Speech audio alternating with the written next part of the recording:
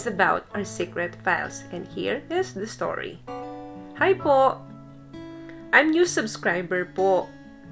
Gusto ko lang po sanang humingi ng advice sa inyo. I am kabit. Then, we're almost 2 years na po, this coming February 14.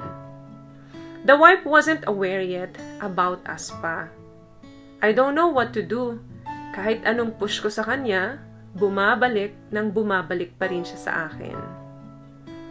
It's so hard po kasi sobrang marupok po ako pagdating sa kanya. Dumating po sa point na nagjowa ako ng iba para lang lumayo siya sa akin. Pero ayun, bumalik pa rin siya sa akin. Tapos panay update siya sa akin. Nung nagkajowa ako ng iba, hindi ko po talaga mahal.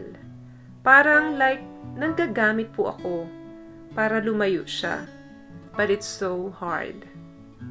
And then yes, nagkabalikan na naman kami.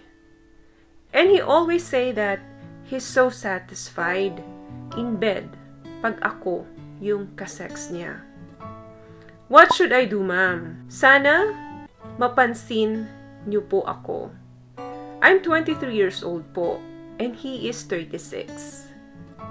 Tapos yung wife niya, puro duda na may ibang babae siya. Pero I heard him explaining to her na wala siyang babae. That time na narinig ko yan, sobrang sakit.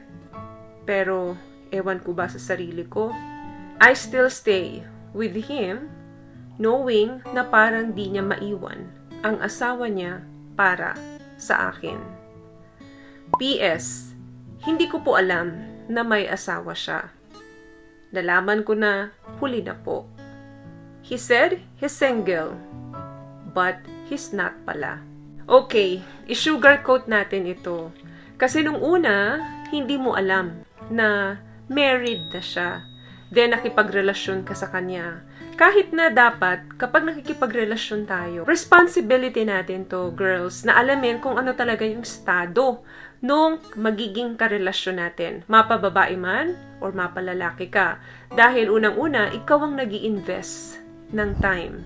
Ikaw ang nagbibigay ng effort. Ikaw ang makikipagrelasyon. Sa madaling salita, responsibility po natin alamin kung ano yung kahihinatnan ng bagay na papasukin natin. Now, the question is, paano ngayon alam mo na siya ay married guy pala? Ano ang susunod mong hakbang? Ito ay malinaw na pagkakamali mo na dahil this time, alam mo na pero tumuloy ka pa rin sa pakikipagrelasyon sa kanya at nagkabalikan na nga kayo. Papaano kung ikaw si wife? Magugustuhan mo ba to? Tulad ng nararamdaman mo ngayon, dinideny ka nung boyfriend mo na may asawa dun sa kanyang wife na wala siyang babae. At sa tuwing maririnig mo yun, nasasaktan ka.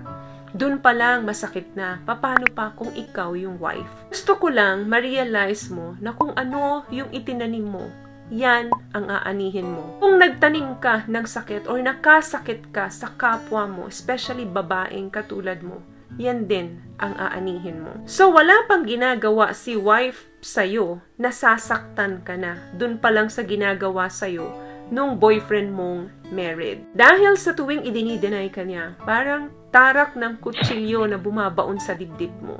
Patunay lamang yan na ang nararamdaman ng lalaking ito sa'yo ay hindi sapat at kailanman ay hindi magiging sapat para ipaglaban ka niya or iwan niya ang kanyang asawa. Nandyan ang lalaking ito sa'yo dahil na ipoprovide mo ang kanyang needs dahil siya na ang nagsabi sa'yo na nasasatisfied mo siya pagdating sa kama. At once na bumalik siya sa'yo, pinuyo kang muli, pinababalik mo siya. So meaning to say, andyan ka sa tuwing nangangailangan ang katawan niya. So lahat nung kailangan niya na wala ngayon dun sa wife niya, nakukuha niya yon sa'yo. Ang tanong, paano ka?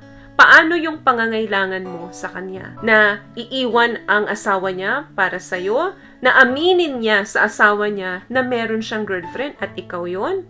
Hindi mangyayari yun. Dahil kung talagang mahal ka niyan, iniwan niya na ang asawa niya para sa'yo. Huwag kang magdesisyon based doon sa nararamdaman mo, based doon sa emotions mo.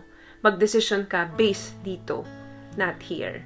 Kasi ang isip natin, ang utak natin, yan ang nagkokontrol ng emotions natin. Kaya pag emotions mo, yung palaging nagdidesisyon sa buhay mo, hindi ka talaga makakawala kung ano yung kinasasadlakan mong mali ngayon. Hindi makakapasok ang tamang lalaki sa'yo dahil inaantay mo na baka pagising mo isang umaga, iiwan niya na yung kanyang asawa para sa'yo. Iwanan niya man ang asawa niya per se pagkalipas ng ilang taon, tapos pumunta siya sa'yo.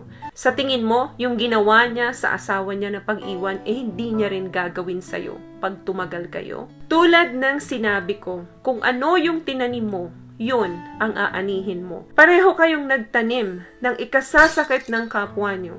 Siyempre, ang aanihin nyo ay sakit din pagdating sa dulo. Habang alam mo pa ang tama at mali, piliin mo na ang tamang gawain.